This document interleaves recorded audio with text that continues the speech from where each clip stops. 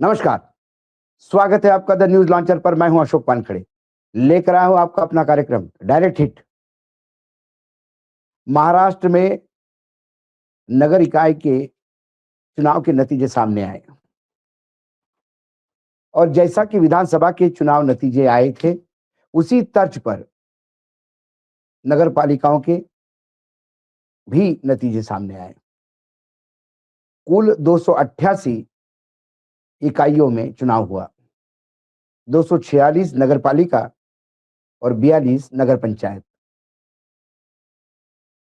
इनमें से बीजेपी ने टोटल स्वीप किया, ऐसा माने तो 188 में से 117 बीजेपी को मिले, एकनाथ शिंदे के शिवसेना को 53 और अजित पवार के राष्ट्रवादी को 37। और महागठबंधन या इंडिया गठबंधन कहें तो कांग्रेस का प्रदर्शन तो भी ठीक रहा, 28। उद्धव ठाकरे की शिवसेना मात्र 9 के आंकड़े पर सिमट गई और शरद पवार की राष्ट्रवादी पार्टी 7। विदर्भ में कांग्रेस ने अच्छा प्रदर्शन किया। विदर्भ का डीएनए कांग्रेस का है, ये बता दिया। और उसके बाद नरेंद्र मोदी जी से लेके तमाम बड़े नेता इस भारी भरभक्कम विजय की तारीफ करते और उत्सव मनाते हुए नहीं थक रहे थे। नागपुर में फडणवीस ने टोटल स्वीप किया। हालांकि 130 विधानसभा के बाद 117 पे आना थोड़ा सेटबैक है, लेकिन फिर भी अच्छा प्रदर्शन रहा। जब एक तरफ जश्न मन रहा था पूरे जीत का, तो बीजेपी के एक बहुत पुराने दिग्गज नेता ने कुछ सवाल उठाए। सवाल क्या उठाए? वर्तमान भाजपा की क्लास ले ली। क्या ये गुजरात लॉबी के खिलाफ बगावत है या पार्टी को एक नसीहत है? नेता सुधीर मुनगट्टीवार, कद्दावर नेता, वर्तमान में विधायक है, भाजपा के प्रदेश इकाई के अध्यक्ष रह चुके हैं, वित्त मंत्री रह चुके हैं, पिछले सरकार में वन विभाग के मंत्री थे, जो 2.5 साल की सरकार थी। एकाएक इस बार जब सरकार बनी तो उनका नाम मंत्रिमंडल लिस्ट में नहीं था। वो नाराज भी चल रहे थे। उनका मुख्य कारण, उनको हमेशा नितिन गडकरी का समर्थक माना गया और वो नितिन गडकरी के से अपनी नजदीकियां छुपाते भी नहीं। तो नितिन गडकरी का खास मंत्री कैसा हो सकता है? तो उन्हीं के चंद्रपुर जिले में भाजपा का प्रदर्शन बहुत बुरा रहा और इनडायरेक्टली ठिकरा उनके ऊपर फोड़ने का प्रयास किया गया कि चंद्रपुर तो सुधीर मुनगट्टीवार का क्षेत्र है, वहां पे भी भाजपा बहुत बुरी तरह से हारी। चंद्रपुर में टोटल 11 जगह चुनाव हुए, उसमें से 7 कांग्रेस ने जीती। वर्तमान सांसद भी कांग्रेस की है। विजय वडेट्टीवार जो लीडर ऑफ अपोजिशन है, वो भी कांग्रेस से है, इसी जिले से। भाजपा मात्र 2 सीटों पे अपना कब्जा कर पाई, एक चिमूर और एक भीसी।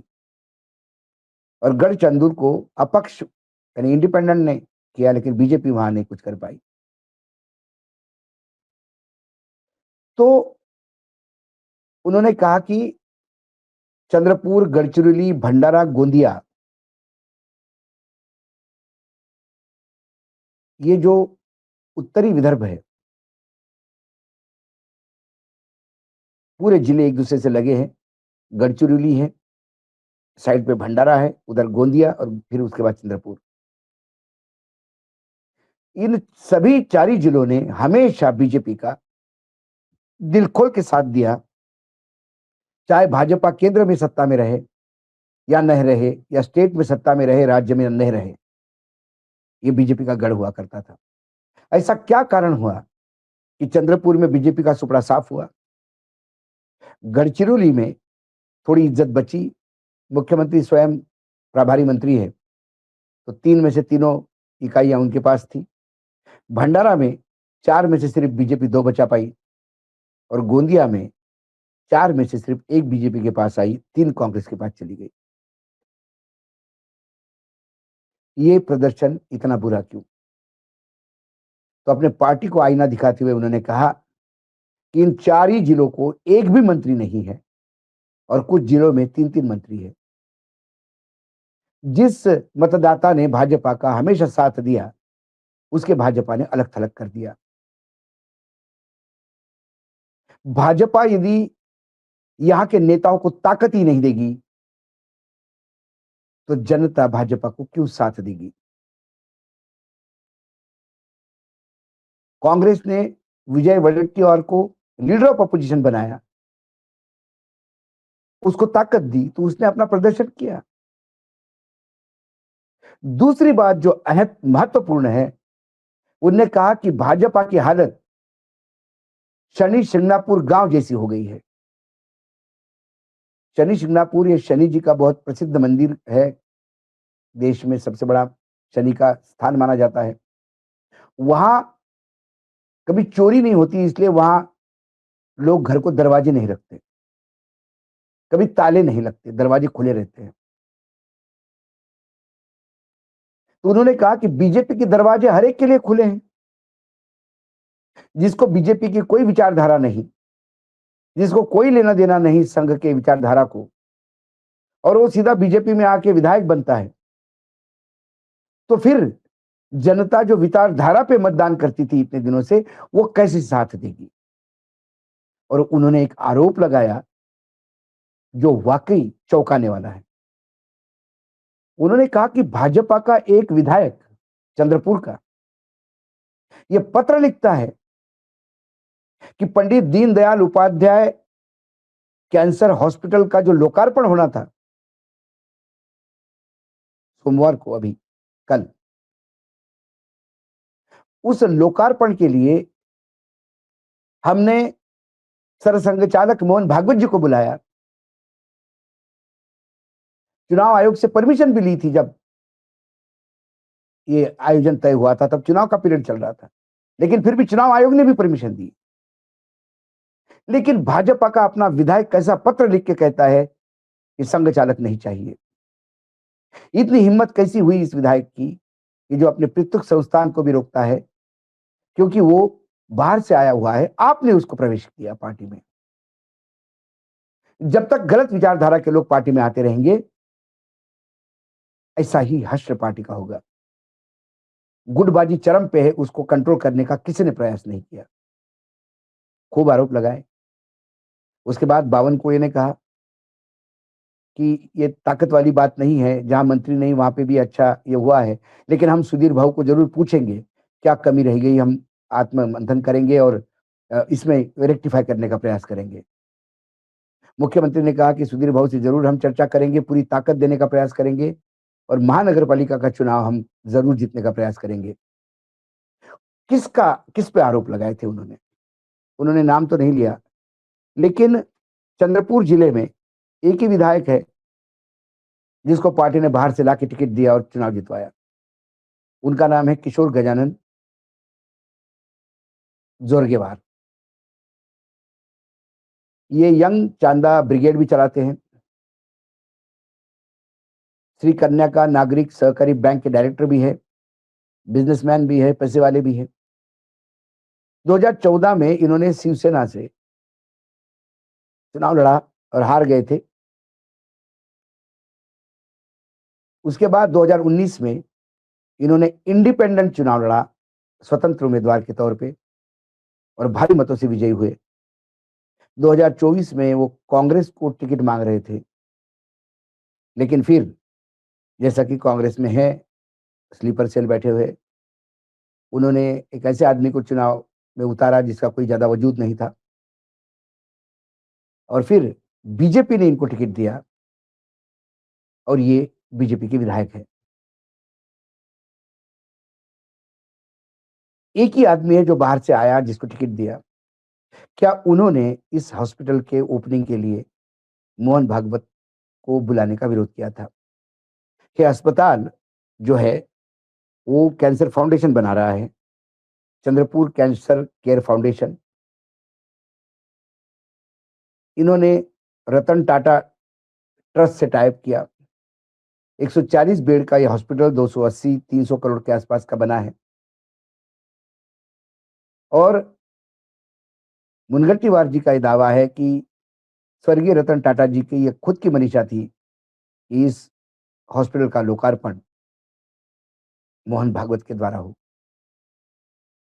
लेकिन मोहन भागवत को का जब नाम फाइनल हुआ, उसके बाद एक भाजपा के ही विधायक ने पत्र लिखना विरोध करते हुए, ये दुर्भाग्य है और ये बताता है कि वर्तमान में भाजपा की स्थिति कैसी है।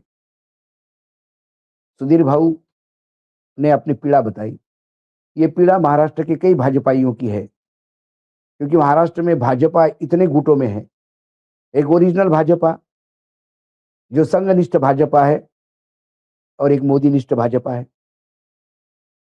बाकी बची हुई भाजपा में कांग्रेस भाजपा है जो कांग्रेस से आए हुए, बीजेपी भाजपा है, सॉरी, एक एनसीपी भाजपा है जो राष्ट्रवादी से आए हुए हैं, एक शिवसेना भाजपा है जो शिवसेना से आए हुए हैं, एक मनसे भाजपा है जो मनसे से आए हुए हैं। अब एकनाथ शिंदे सेना वाली भी भाजपा बन रही है, क्योंकि वहां से भी बहुत लोग लाए जा रहे हैं। और एक अजित पवार की भी एनसीपी के भाजपा है। इसका मतलब भाजपा के अंदर दो ओरिजिनल भाजपा, दो शिवसेना भाजपा, दो एनसीपी भाजपा, एक कांग्रेस भाजपा और एक मनसे भाजपा, ऐसे 8 भाजपा दिखेगी आपको। इसके चलते बहुत नुकसान हुआ है। लेकिन हाँ, एकनाथ खड़से एक ऐसे नेता थे दिग्गज, जिन्होंने वाकई पूरे खानदेश में ही नहीं, पूरे महाराष्ट्र में बीजेपी को स्थापित करने में गोपीनाथ मुंडे, प्रमोद महाजन इनके साथ अथक प्रयास किया था। लेकिन जैसे देवेंद्र फडणवीस मुख्यमंत्री बने, एकनाथ शिंदे को ऐसा किनारे पे लगाया गया कि मंत्री पद से भी इस्तीफा हो गया। उनके ऊपर थोड़ा-सा एक लैंड का कोई आरोप लगा था, तो उनसे इस्तीफा लिया गया। जबकि मोहन साहब पे भी लैंड का आरोप लगाया गया, तो वो लैंड डील कैंसल करके खत्म हो गया। पार्थ पवार पे लैंड डील का क्या वही आरोप लगे, तो उन्होंने वो लैंड डील ही खत्म करके बोला कि अब गुनाह ही नहीं हुआ है, डील ही खत्म हो गया, तो अब प्रॉब्लम ही नहीं है, भ्रष्टाचार कहाँ हुआ? ये नया फ़ॉर्मूला अभी अपनों को बचाने के लिए और जिसको निपटाने के लिए है। फिर खड़से जी को इतना पुश किया कि खड़से जी बेचारे वहाँ से पार्टी छोड़ के चले गए। शरद पवार जी ने उनको अपने पास रखा। फिर लोकसभा के समय उनको लगा कि खड़से की ज़रूरत है, तो दिल्ली ने खड़से को सर पे हाथ रखा कि आप आइए, पार्टी में ज़रूरत है। खड़से ने खूब मेहनत की, एकनाथ खड़से जी ने। और उसके बाद जब लोकनाथ लोकसभा चुनाव निकल गए, फिर खड़से जी का प्रवास जो दिल्ली में प्रवेश हुआ था, वो मुंबई में रुक गया और वो फिर वापस शरद पवार की पार्टी में काम करने लगे। एक एकनाथ खड़से इनके लिए अब विदर्भ में चाहिए और वो मुनगंटीवार है। मुनगंटीवार को भी धीरे-धीरे साइड लगाना, उनको हतोत्साहित करना, उन्हें बार-बार अपमानित करना, उनका मज़ाक उड़ाना, इतना पुश करना कि वो पार्टी छोड़ जाए। लेकिन वो पार्टी छोड़ने वालों में से नहीं है, क्योंकि उन्होंने अपने वक्तव्य में कहा कि सत्ता और सत्य, इसमें से यदि मुझे चुनना है, तो मैं सत्य को चुनूँगा और मेरा सत्य राष्ट्रीय स्वयंसेवक संघ है। इसलिए संघ के प्रति मैं समर्पित हूँ, मुझे सत्ता नहीं चाहिए। मैं सत्ता